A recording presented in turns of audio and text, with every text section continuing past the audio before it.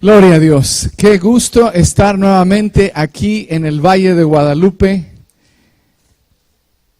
con amigos tan queridos. Es mi segunda visita aquí a Ensenada y al Porvenir. Me dijeron que el Porvenir es la capital, el ombligo de México, al menos de Baja California, ¿verdad?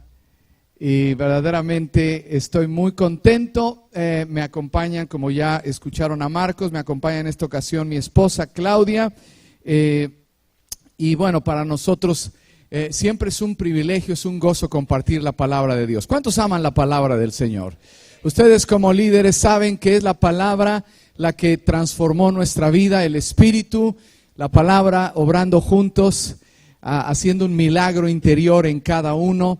Y miren hasta dónde nos ha traído el Señor. ¿Cuántos dan gracias a Dios por su obra? Ya no nada más es su obra en nosotros, es su obra a través de nosotros. Creo que todos tenemos un llamado a liderazgo, un liderazgo de servicio. A mí me gusta siempre usar el título siervos líderes. Díganlo conmigo, siervos líderes. A eso somos llamados. No es un liderazgo al estilo del mundo. Vamos a ver en estas sesiones que me toca compartir con ustedes. Yo lo que les quiero presentar, y si lo ven en la pantalla, en este primer tema, un nuevo tipo de liderazgo. No les vengo a hablar de una nueva revelación. Simplemente les vengo a presentar una revelación que muchas veces queda medio empolvada, medio relegada, mal interpretada, y por eso le llamo un nuevo tipo de liderazgo, porque muchas veces en la misma obra del Señor se nos olvida considerar ese tipo de liderazgo. Quizá para una buena parte de ustedes llegue a ser novedoso por la manera en que lo voy a presentar, pero desde luego lo que voy a hablar es el modelo de liderazgo del Señor Jesucristo. Porque a ese modelo queremos imitar. ¿Están conmigo? Sí. Entonces, como una aclaración al título, un nuevo tipo de liderazgo, no es algo novedoso, no es una panacea que me tocó a mí descubrir, no. Simplemente es algo que quiero presentar con un sesgo un poquito diferente. Quiero hablarles de el líder conforme al corazón del Padre. El líder conforme a el Padre de nuestro Señor Jesucristo, que es nuestro Padre Celestial. Y quiero, para comenzar, leer dos escrituras. Vamos a verlas en la siguiente diapositiva. No las tienen ustedes en sus apuntes, pero quiero que anoten ahí Juan capítulo 13, versículos, bueno, aquí me adelanté. No está ahí. Bueno. Sí. Aquí están. Y regresamos. Quiero que lean conmigo estas dos escrituras. Dice, la primera la encontramos en Juan capítulo 13, versículos 13 y 14. Si ustedes tienen ahí su Biblia y no la quieren usar, me pueden seguir en las pantallas. Juan 13, versos 13 y 14 dice, vosotros me llamáis maestro. A ver, en voz alta, ayúdenme. Vosotros me llamáis maestro y Señor, y decís bien, ¿por qué? ¿Fue Jesucristo maestro y Señor? Es maestro y Señor, es el rabí. Y en la época de Jesús se estilaba mucho que los discípulos se identificaran con su rabí.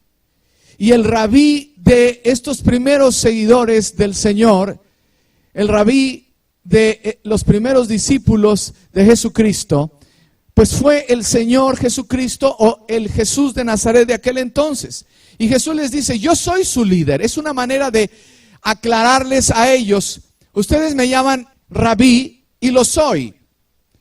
Pero después dice ahí en el verso 14, pues si yo el Señor y el rabí o el maestro he lavado vuestros pies, vosotros también debéis lavaros los pies los unos a los otros. Ahí vemos entonces que el líder está poniéndoles el ejemplo a sus seguidores. Normalmente en la época de Jesús, el rabí tenía sus seguidores y los seguidores se sentaban a los pies del rabí, recibían de él y los seguidores atendían a su rabí porque se sentían muy orgullosos de su rabí. ¿Me están siguiendo? Era normal, era costumbre que esos discípulos, por la honra que le tenían al rabí y por el respeto, el gran aprecio, lo sirvieran, lo atendieran, lo procuraran.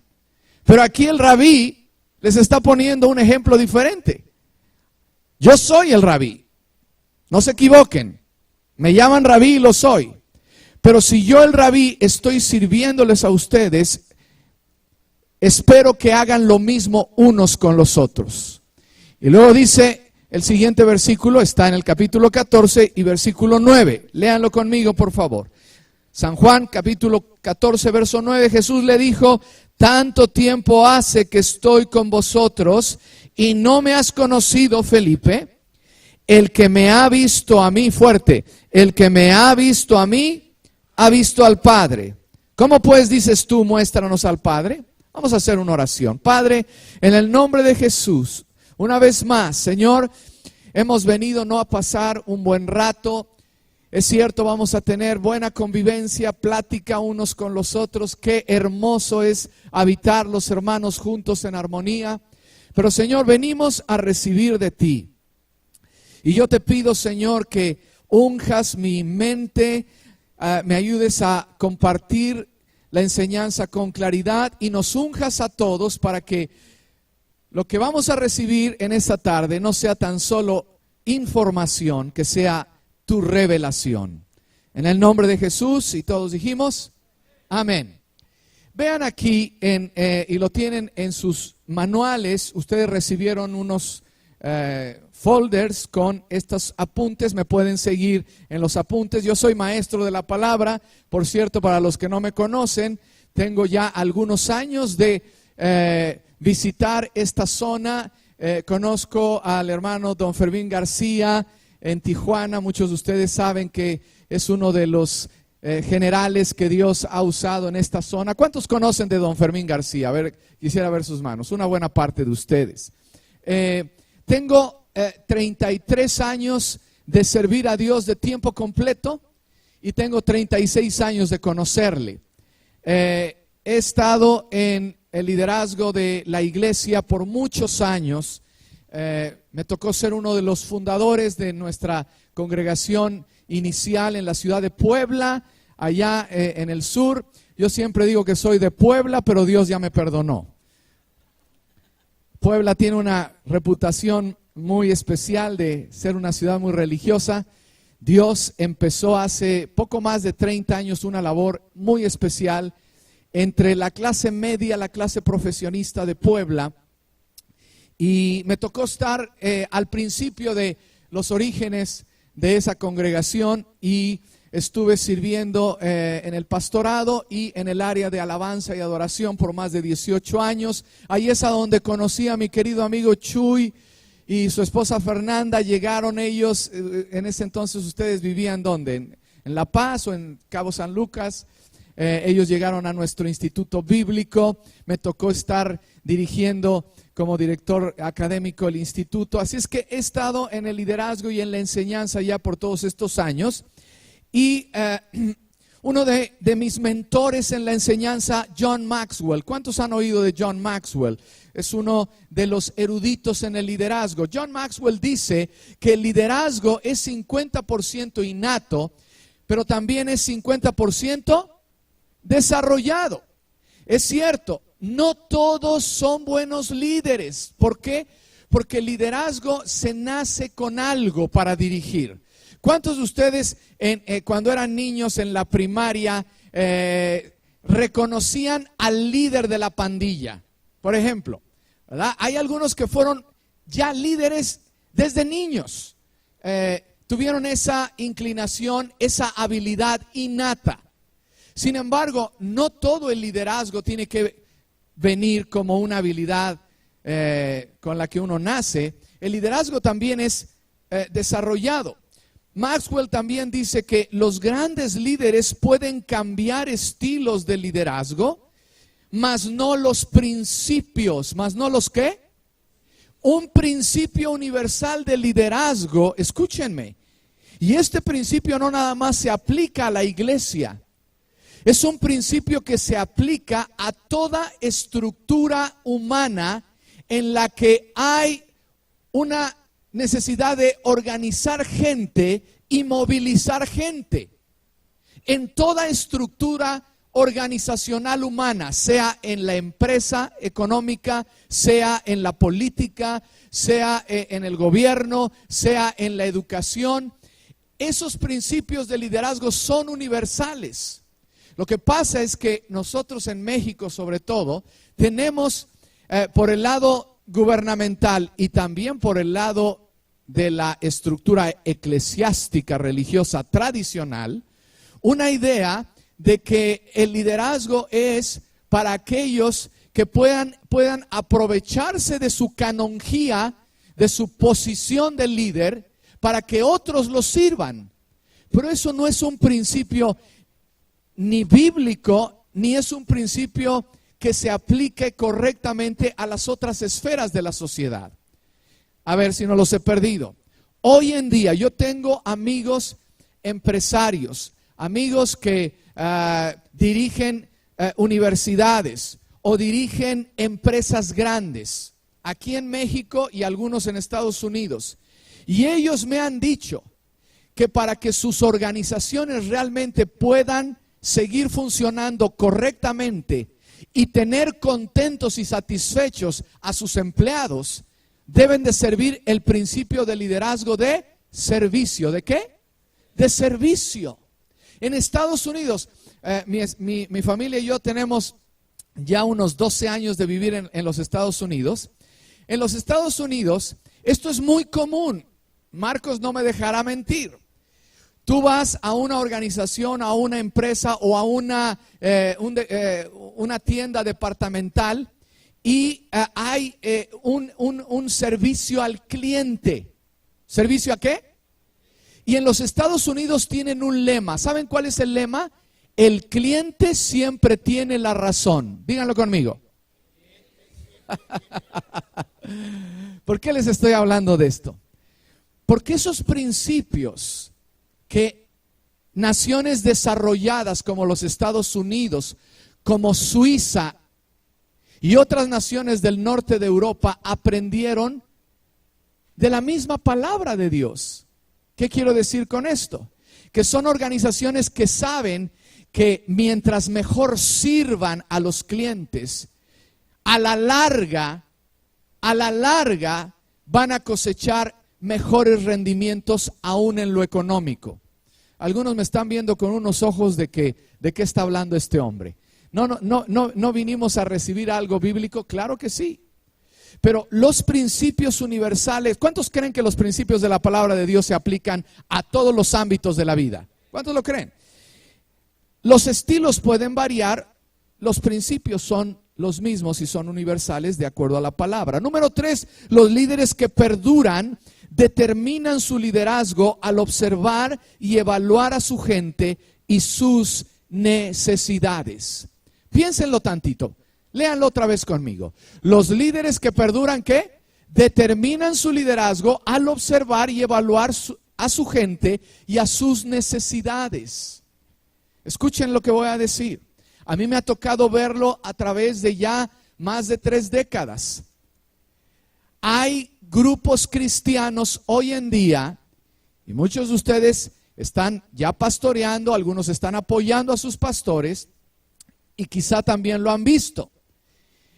Conozco iglesias que hoy en día comenzaron hace 20 años teniendo mucho ímpetu, estaban ganando a mucha gente, pero ¿saben qué? Adoptaron un estilo de liderazgo muy ajeno a lo que ellos estaban acostumbrados. ¿Saben por qué? Porque quisieron abrazar una visión que se veía muy atractiva. Hoy en día esas congregaciones se han reducido a menos del 50%, porque quisieron aplicar algo que no era conforme a las necesidades de su gente. ¿Saben por qué? Porque oyeron que en Colombia eso funcionaba. O oyeron que en Corea eso funcionaba. Pero yo les digo una cosa. Eso ha sido muchas veces el problema de la iglesia en países como el nuestro. Que queremos adoptar algo que no es conforme a las necesidades ni al perfil de nuestra gente. ¿Me están siguiendo? Si queremos, ¿cuántos quieren llegar a la meta? ¿Cuántos quieren realmente terminar un buen liderazgo? Cuando el Señor nos llame, vamos a decir, todos queremos escuchar, bien hecho, mi buen siervo y fiel. ¿Cuántos quieren escuchar esas palabras? Bueno, yo quiero escucharlas, pero me doy cuenta que para poder llegar a la meta y para poder perdurar en lo que yo hago, tengo que aprender a evaluar bien lo que es mi necesidad. Ustedes aquí en la Baja California Norte están ministrando a gente que normalmente viene de todas partes de la República Mexicana. ¿Estoy en lo correcto? Son muy pocos. ¿Por qué? Porque esto era una zona muy inhóspita. Muchos venimos de fuera, entonces tenemos necesidades diferentes. El norteño de aquí de Baja California no se parece mucho al de Hermosillo quizá, o al de Monterrey. Tienen características muy especiales. Tenemos que aprender a evaluar mejor a nuestra gente si queremos tener un liderazgo que perdure. Les voy a mostrar 4 tipos de liderazgo que los vemos aplicados otra vez, no nada más en la esfera religiosa o en la esfera espiritual, sino en cualquier otra esfera de la sociedad. Les voy a hablar de 4 tipos de liderazgo. ¿Cuántos tipos de liderazgo? 4. El primero le llamo yo el estilo de liderazgo de comando militar. ¿Cómo se llama? Este estilo de liderazgo funciona a través de una jerarquía. Es un liderazgo jerárquico. ¿Qué quiere decir jerárquico? De mayor al menor. La jerarquía hace que la persona que está en la posición más alta tenga la mayor autoridad y el mayor poder, y normalmente mientras más autoridad y poder, menos se cuestiona esa autoridad y poder. Es un liderazgo jerárquico que funciona muy bien en la milicia. ¿Por qué creen que funciona muy bien en la milicia? Porque si el capitán no recibe y no obedece bien las órdenes del general, esta cuestión puede ser de vida o muerte. Veníamos en el avión ayer, mi esposa y yo, ayer o antier, y estábamos viendo una película que se llama Eye in the Sky, un ojo en el cielo. Una película que trata con el problema del terrorismo y cómo la milicia británica en combinación con la milicia norteamericana están combatiendo a los terroristas en África, en Somalia, por ejemplo. Y cómo ellos se combinan y siempre tienen que subordinar toda decisión ¿a quién creen? A su líder superior, su inmediato superior. Y cuando ese inmediato superior no estaba muy seguro, ¿qué creen que tuvo que hacer ese inmediato superior? Hablarle a otro inmediato, hasta que llegaron al primer ministro de Gran Bretaña para que diera la señal. Este liderazgo funciona especialmente bien en la milicia. Léanlo conmigo, ninguno cuestiona la autoridad. Número 3, solo un líder y los demás que son seguidores. ¿Cuál es la clave, el valor clave de este tipo de liderazgo? Ahí lo tienen. ¿Cuál es el valor clave?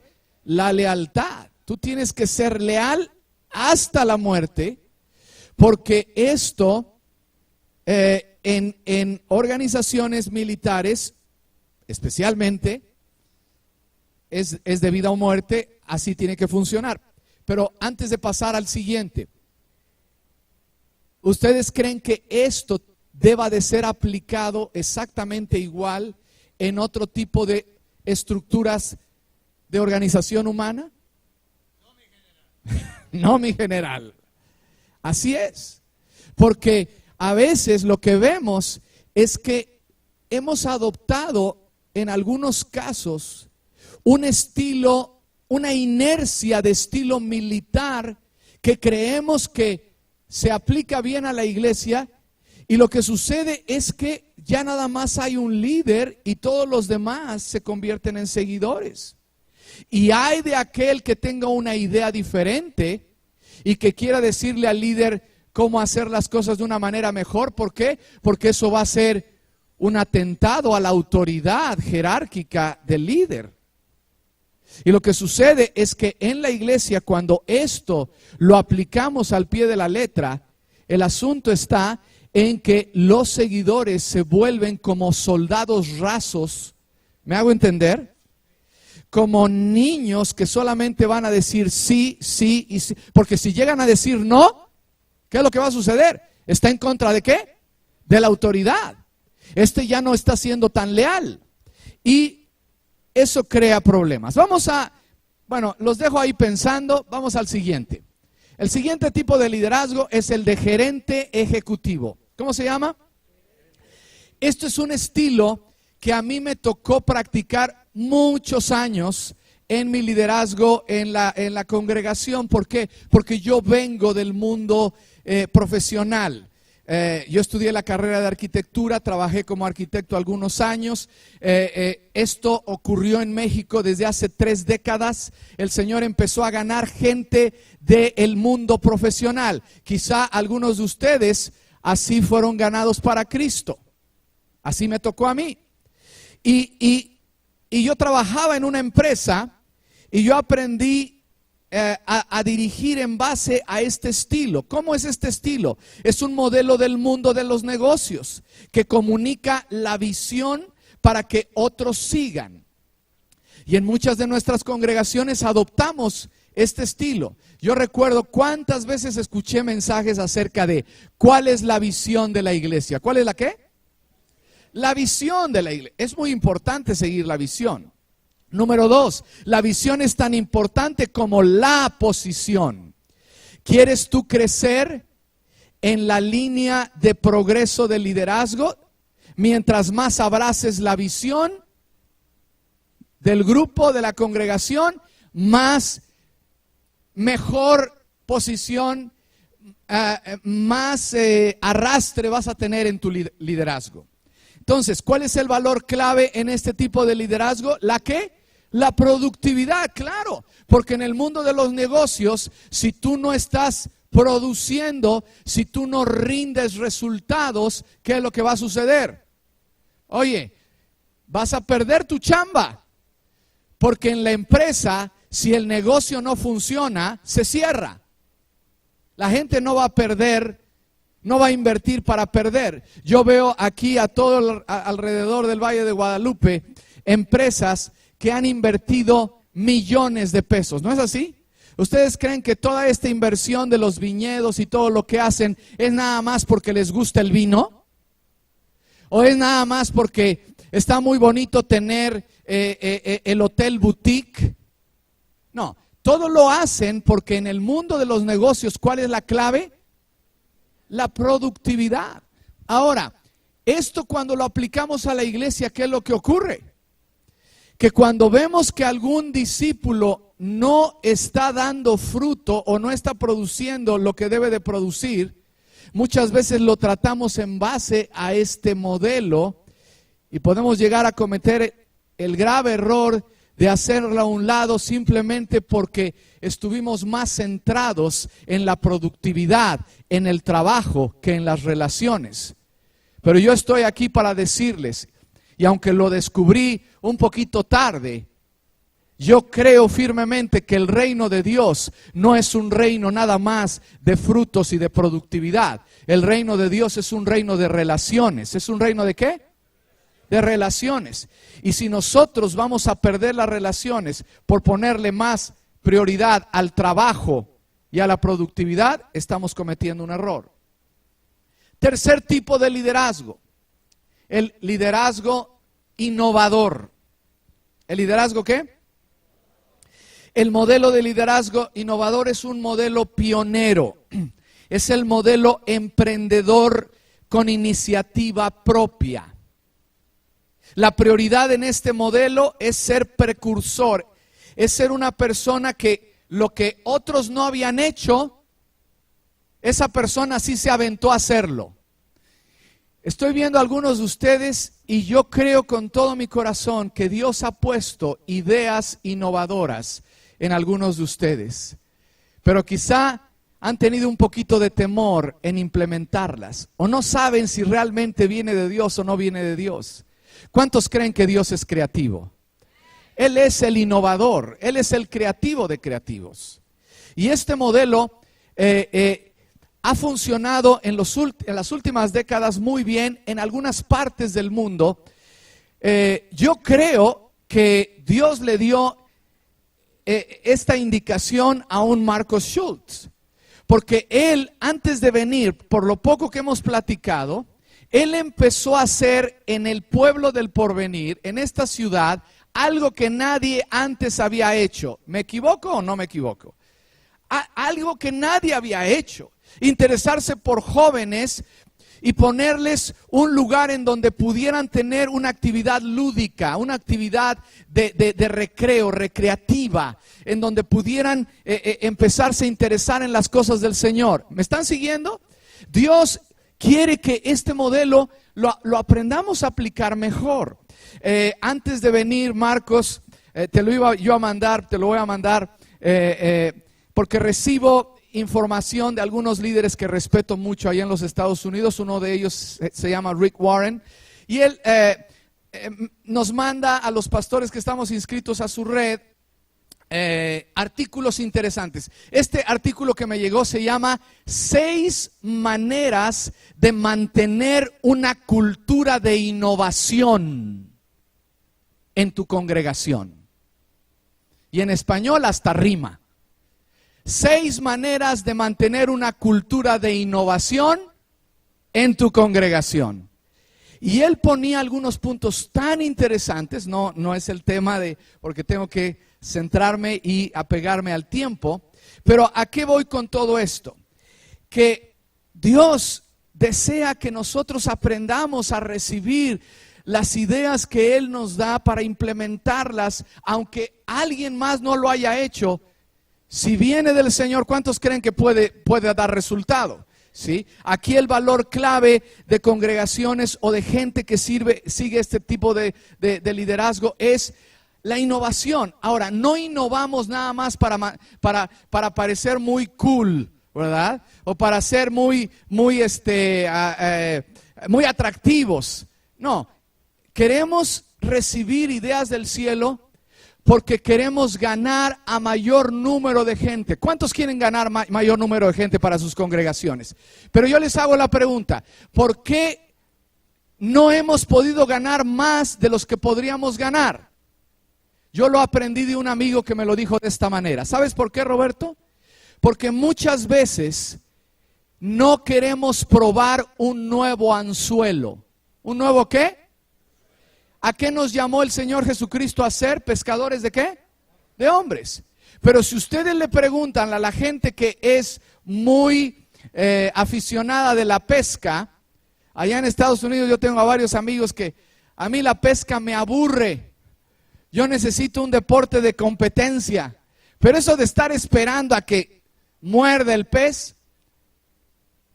Pero este amigo me dijo, tú no puedes ir a pescar la corvina o la lobina con un anzuelo que es para la trucha.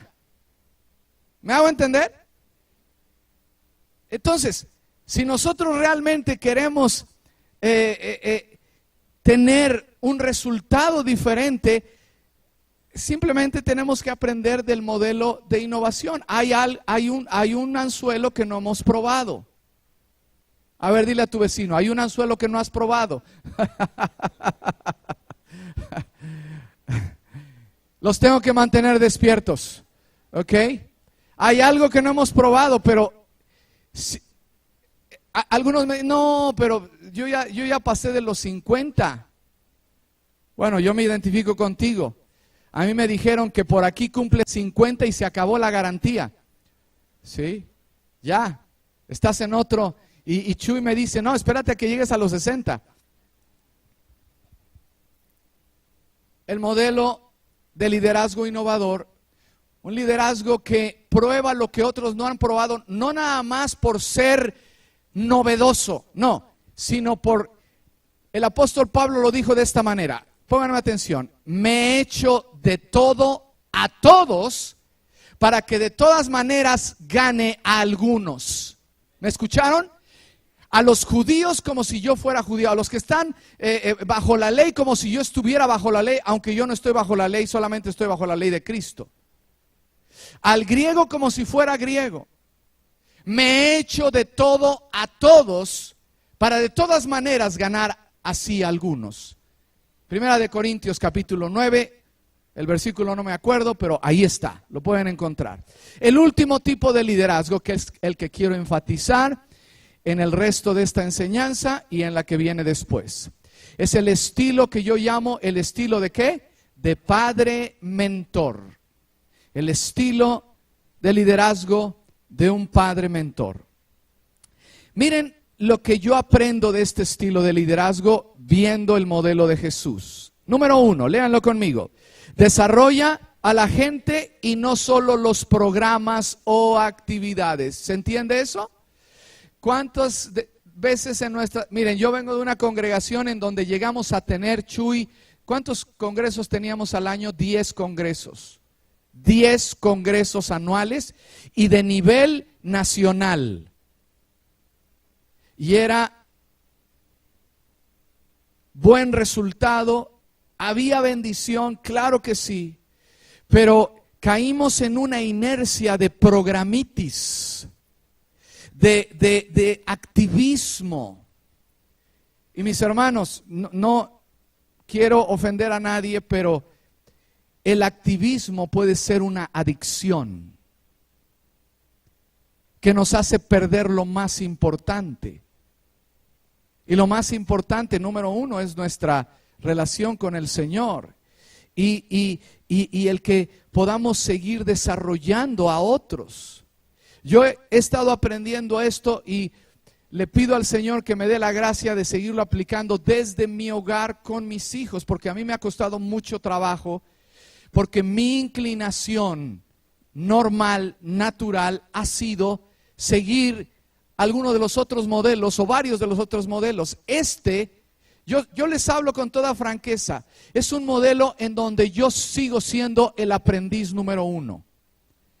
Es un modelo que desarrolla no nada más programas, sino desarrolla ¿a quién? ¿En quién se concentra? En la gente. Número 2, la prioridad en este modelo, ¿cuál es la prioridad? Son las relaciones. Le interesó al Señor Jesucristo empezar una congregación en Nazaret, una mega, en aquel entonces sería mega sinagoga, ¿verdad? Porque no eran congregaciones. Le interesó al Señor Jesús ser el rey, porque lo iban a hacer rey. Él hubiera podido hubiera podido rentar el auditorio más grande y tener la congregación más grande. ¿En quién se concentró? ¿En las masas o solamente en quién? ¿En cuántos? ¿Se acuerdan? 12. Porque le interesó desarrollar su relación con ellos. Número 3, el método en este tipo de liderazgo es la participación de todos en un trabajo en equipo. ¿Se acuerdan cómo lo hacía el Señor Jesucristo? Primero les mostraba cómo se hacía y después los envió. Y no nada más a esos 12, dice ahí el Evangelio de Lucas que después envió a otros 70, de 2 en 2. Invitándolos a participar. El valor clave en este estilo de liderazgo, ¿cuál es el valor clave? Díganlo conmigo.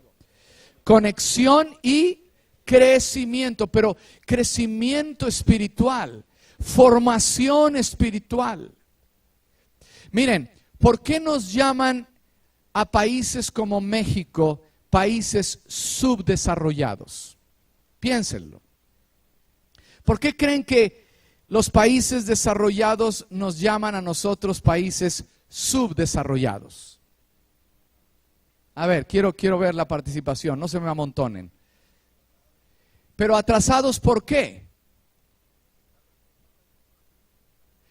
Falta de información o perezosos, me parece buena respuesta. ¿Por qué hay un subdesarrollo? A ver, ahí atrás. Falta de educación, claro, la preparación es clave. Otro. Falta de trabajar en equipo. ¿Por qué crees que no trabajamos en equipo? ¿Cuál es el modelo que ha imperado de liderazgo en México, tanto a nivel político como a nivel eclesiástico? ¿Cuál es el modelo?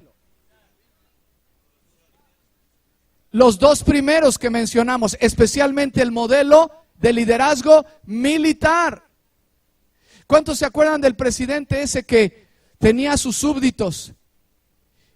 Y había un súbdito que siempre le decía, el presidente le decía, oye, y fulano de tal, ¿qué está haciendo? Déjeme ver, señor presidente.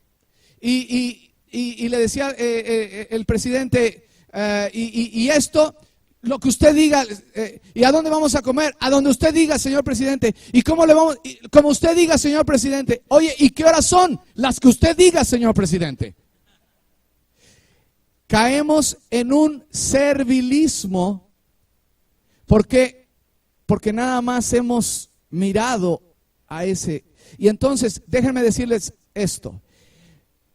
Existe un subdesarrollo porque el líder, ¿el qué? El líder, el modelo de liderazgo no ha procurado desarrollar a un nivel de mayor madurez a los que lo están siguiendo.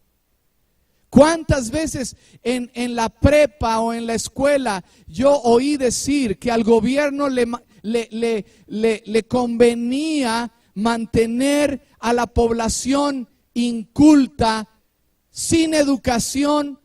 ¿Para qué? Para poderla manipular más fácilmente. No estaban interesados en su desarrollo porque por aquí desarrollan y entonces ya se dan cuenta y ya quisieran hacer las cosas de otra manera.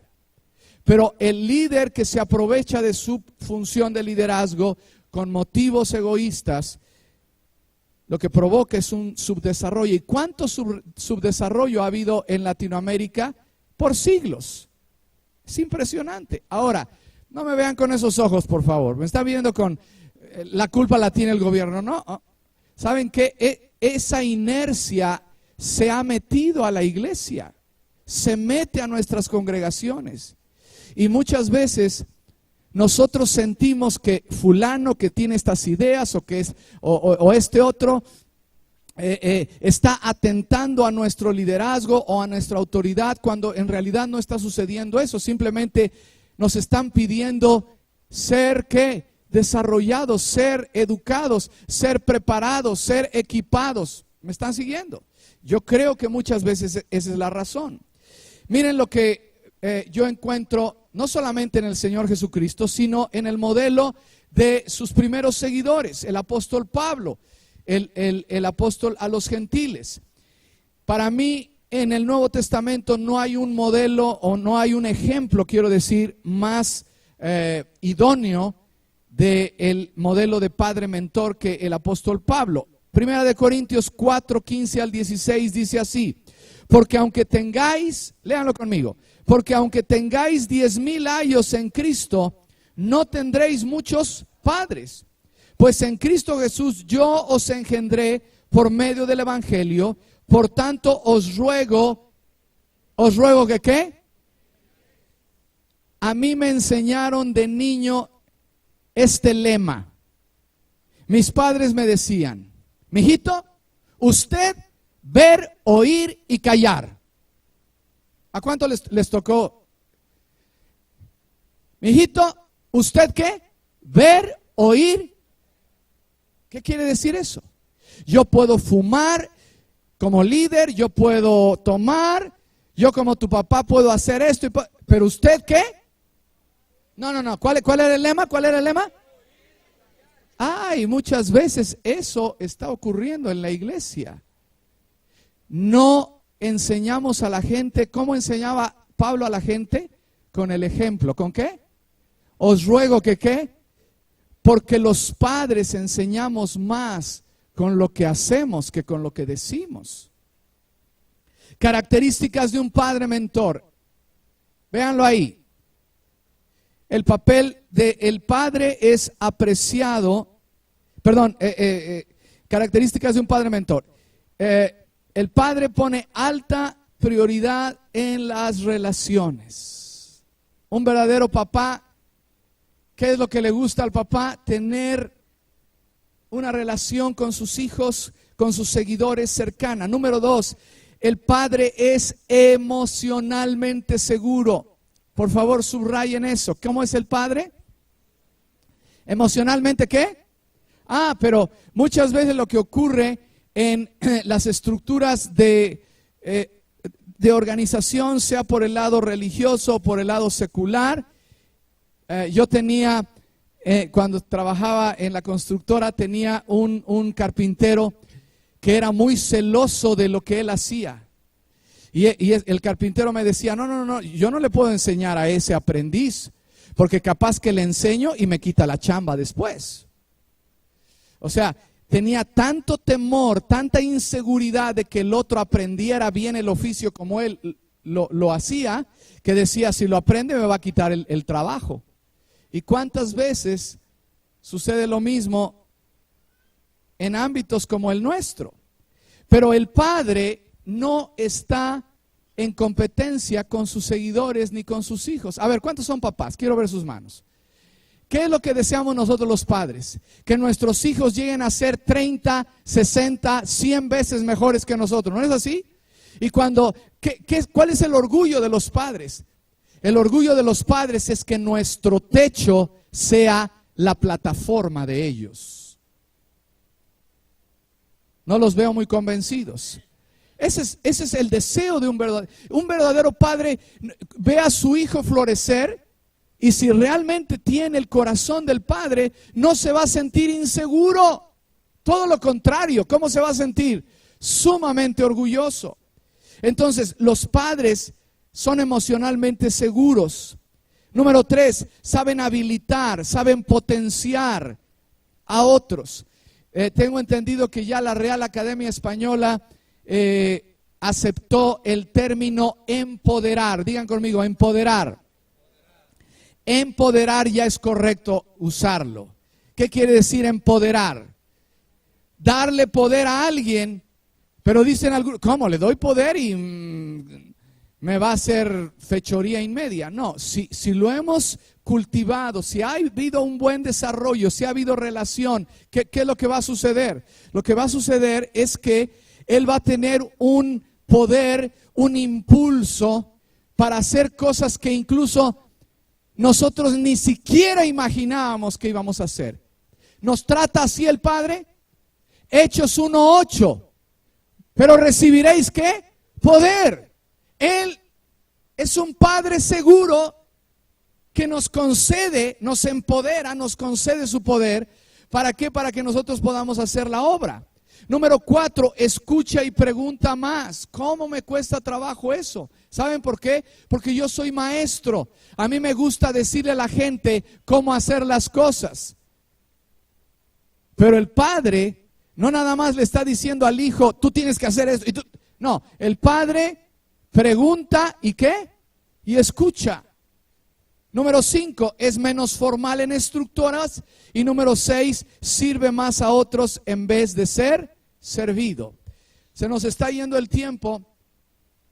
Quiero que vean aquí algunas otras cosas importantes. El papel del padre es apreciado cuando se valora el de los apóstoles y los profetas. No tengo tiempo para desarrollar esto, pero hoy en día, escúchenme, ha habido un movimiento de apóstoles y profetas que en mi opinión hace algunos años comenzó con buen ímpetu, pero hoy en día en algunas partes ha tomado un giro completamente desequilibrado. Pero bíblicamente, yo les digo una cosa, la Biblia dice en Efesios 2, 20 al 22, dice la Biblia ahí que nosotros estamos fundados sobre el fundamento de los apóstoles y los profetas. La iglesia de Jesucristo está fundada sobre el fundamento de los apóstoles y los profetas, siendo Jesucristo la piedra del ángulo, la piedra principal. ¿Estamos bien? Los apóstoles y los profetas son padres antes que cualquier otra cosa. Ponen fundamento porque tienen un corazón conforme al corazón del Padre. Un verdadero apóstol es un padre.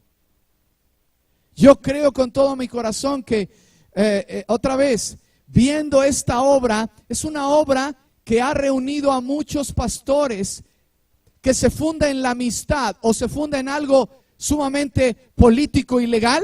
No, ¿por qué están ustedes reunidos? ¿Cuál es el valor que los une? La amistad en Cristo. ¿Estoy en lo correcto? Claro. Pero ¿saben qué? Dios ha ido levantando a algunos líderes con un corazón apostólico. ¿Un corazón qué? Y Marcos Schultz tiene ese corazón. Y lo demuestra en su vida familiar y lo demuestra también en su vida ministerial. Y no lo estoy diciendo porque me va a invitar a comer al rato. Lo estoy diciendo porque es una verdad. ¿Cuántos saben que es una verdad? Lo que a mí me enseñaron esto, lo que se ve no se juzga. O sea, no hay manera de juzgarlo. Al contrario, lo estás viendo, es un testimonio vivo. Y cuando los padres ponen esta plataforma, o más bien, cuando la obra de los apóstoles y los profetas ponen esta plataforma paternal, entonces puede haber un desarrollo sano de la iglesia. Número 2, mayor énfasis en el estilo hebreo del Nuevo Testamento que en la escuela griega. ¿Qué quiere decir esto? Miren, otra vez, queremos seguir el modelo del Nuevo Testamento. ¿Están de acuerdo? El modelo del Nuevo Testamento seguía el modelo de los hebreos. El modelo griego es el modelo de la cátedra. Las escuelas griegas en la antigüedad se reunían en esas escuelas en donde se daba una, ¿cuál es la palabra? El lecture. La cátedra es la explicación como yo le estoy dando ahora y otros escuchan. Pero ¿cuál es el modelo hebreo? El modelo hebreo es sentarse a los pies. Pablo aprendió sentado a los pies ¿de quién? De Gamaliel. ¿Qué quiere decir eso? Que ese liderazgo desarrollaba a gente cercana con la que tenía relación. Y ese es el énfasis que les quiero dejar. Nosotros tenemos que empezar a ubicar a gente cercana con la que vamos a tener una relación más íntima para poderlos desarrollar y un día poderlos impulsar. Porque saben que un día ustedes y yo ya no vamos a estar aquí. Yo ya tengo 56 años de edad y ya empiezo a pensar en mi legado. ¿En mi qué? Y muchas veces el liderazgo militar del de arriba jerárquico no quiere soltar. ¿Por qué? Porque ¿y de qué voy a vivir? ¿Y ahora cómo le voy a hacer? ¿Cuántos saben que nunca nos va a faltar nada? Pero cuando nosotros soltamos, entonces ganamos. El que suelta es el que más gana. El que se reproduce en otros es el que más gana. Ese es el modelo del Nuevo Testamento. El modelo del Padre también pone mayor énfasis en la mentalidad de familia que en el crecimiento numérico. La paternidad espiritual trae mayor claridad a las Escrituras. Cuando tenemos padres espirituales, la gente puede entender mejor la palabra del Señor. ¿Cómo andamos de tiempo? Alguien me dijo que me iba a poner unos minutos aquí, ahí está. Voy a terminar, ya llegué al final. Ok. Bueno, esto lo leen en sus apuntes, solamente quiero terminar con este ejemplo. Denme unos minutos. La clave de la paternidad espiritual. Digan conmigo, la clave de la paternidad espiritual. ¿Cuál es esa clave? Sí. Lo podemos extender, gracias. Pero lo puedo dejar aquí porque ya estamos en la página 4 ahí en sus apuntes. Sumisión sana. ¿Cuál es la clave? sumisión sana. Yo tengo que aprender primero a ser hijo para después ser padre. Y creo que una buena parte de los que estamos aquí seguimos porque nunca vamos a dejar de ser hijos de Dios. ¿Qué somos? Hijos de Dios. Miren, en mi servicio al Señor soy esclavo, pero en mi relación con el Padre soy y siempre seré ¿qué? Hijo, siempre un hijo. Entonces, conforme desarrollamos nuestra relación de hijos, como la desarrolló Jesucristo con su Padre, podemos entender mejor el corazón del Padre. Acuérdense, Jesucristo es el Hijo de Dios con H mayúscula, ¿no es así? Pero Él dijo, el que me ha visto a mí, ha visto al Padre.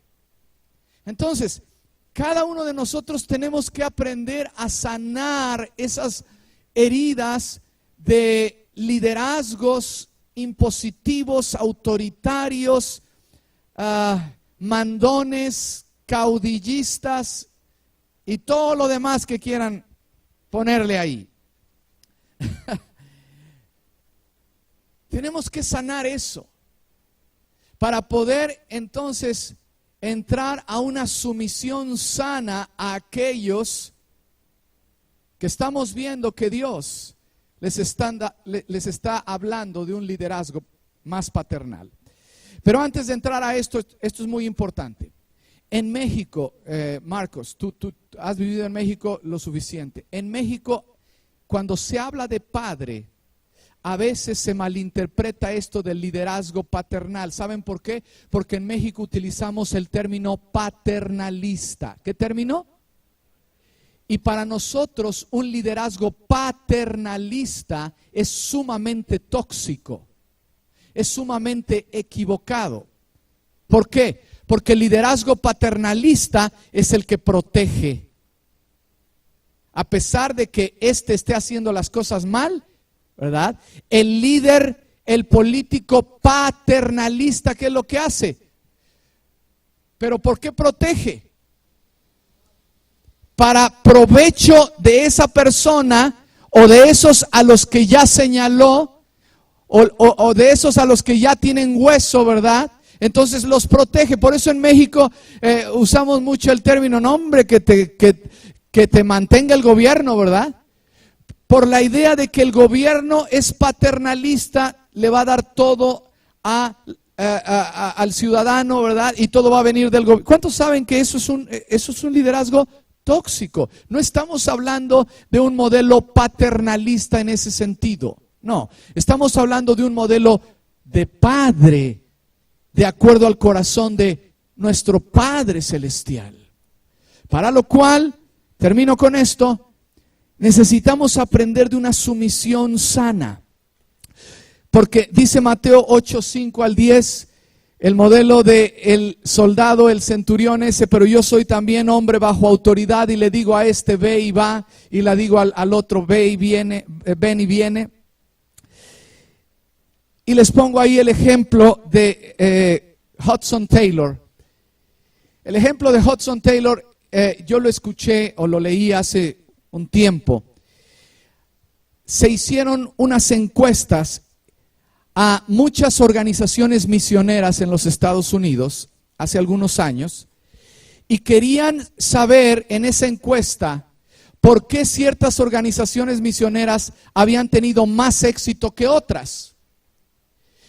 Y se encontraron que había muchas cosas muy similares en el éxito de una organización misionera con la otra, pero cuando analizan la organización que fundó Hudson Taylor desde el siglo XIX, hace más de 100 años, ellos se dieron cuenta de una cosa muy interesante. Hudson Taylor era la organización en la que los misioneros tenían mayor longevidad. Es decir, aguantaban más o perduraban más en el campo misionero que cualquier otra organización misionera. Y ellos empezaron a investigar y encontraron una cláusula, algo que este hombre aplicaba en su método. ¿Y saben cuál es? Hudson Taylor, antes de recibir a un misionero, en la aplicación que ellos tenían que llenar para llegar a ser misioneros de su organización, él les pedía de manera obligatoria que ahí pusieran la aprobación de sus padres para poder ir al campo misionero. Y él tenía que leer que sus padres, aunque no estuvieran muy de acuerdo, pero ponían ahí la palomita de que los dejaban ir. Y si no eran cristianos, por lo menos que tuvieran ellos ahí por escrito algo que decía: aunque no estamos muy de acuerdo, pero dejamos a nuestro hijo ir y que Dios lo bendiga, aunque no fueran cristianos. Y los que eran cristianos, pedía a él que hubiera una bendición de los padres hacia sus hijos. Y cuando yo leí eso, yo me puse a pensar: wow, ¿cómo honra Dios el principio de la bendición de los padres sobre los hijos? ¿Se acuerdan cuál es el quinto mandamiento en la ley del Señor? ¿Cuál es el quinto mandamiento? Honra a tus padres, a tu padre y a tu madre, ¿verdad? Este es el mandamiento, primer mandamiento con recompensa o con fruto. Dios es un padre y Él desea que nosotros empecemos a reflexionar un poquito más en el estilo de liderazgo que hemos llevado hasta el día de hoy y ver de qué manera podemos hacer ajustes. ¿Verdad que cuesta trabajo cambiar? Claro que cuesta trabajo. Pero yo les digo una cosa, para mí esto es una clave en el liderazgo que yo quiero continuar hasta que el Señor me llame a su presencia. Porque yo encuentro, y lo vamos a ver en la segunda sesión, yo encuentro que es el liderazgo que imita el perfecto modelo del líder que tenemos en las Sagradas Escrituras, que se llama, ¿cómo se llama? Se llama Jesucristo. Él es el que nos dejó el modelo del Padre. Si queremos realmente ver un cambio más profundo en nuestro México, tenemos que sanar heridas, golpes, lastimaduras generacionales de modelos tóxicos de liderazgo, que lo único que han traído es un poquito de avance, pero yo creo que ese avance se queda a un tope o llega a un nivel de tope y no puede proseguir. ¿Por qué? Porque volvemos a modelos no tan convenientes, modelos del mundo o modelos tóxicos culturales que han sido no de bendición, sino de todo lo contrario, de una gran maldición para países como el nuestro. Yo quiero que oremos por México. Inclinen su rostro. Padre, en el nombre de Jesús, hoy oramos por nuestro país. Oramos, Señor, por lugares en donde estos modelos de liderazgo tóxico siguen produciendo aún la muerte de inocentes, como lo que está ocurriendo en Oaxaca hoy en día. Levanten una de sus manos, vamos a orar. Nosotros somos la iglesia, tenemos un poder de intercesión. Señor, pedimos que tú traigas tu justicia y traigas tu luz a estos lugares. Señor, te pedimos que movilices a la iglesia en lugares como Oaxaca y en tantos otros lugares de México. Señor, que nos despiertes de las maneras equivocadas que hemos desarrollado a través de los años y que ni siquiera nos hemos dado cuenta que no son modelos tan adecuados. Señor, hoy te pedimos que traigas, Señor, tu respuesta en el nombre de Jesús, en el nombre de Jesús. Y Señor, mientras oramos por nuestros líderes en México, por el presidente, por los gobernadores, el gobernador de aquí, de Baja California Norte, Señor, oramos por cada pastor y cada líder de cada iglesia aquí representada, en el nombre de Jesús. Señor, yo quiero bendecir a tus siervos líderes. Te pido, Señor, que traigas en el nombre de Jesús tu luz y tu revelación. Señor, no estamos reunidos en este lugar nada más para recibir algo que quizá sea entretenido o sea interesante. Queremos, Señor, que tú toques nuestro corazón. Que al salir de este lugar, que al terminar estas sesiones, podamos regresar a casa y podamos regresar a nuestras congregaciones con una convicción diferente de hacer las cosas más de acuerdo al modelo de Jesús. Esa es nuestra oración. Esa es nuestra oración.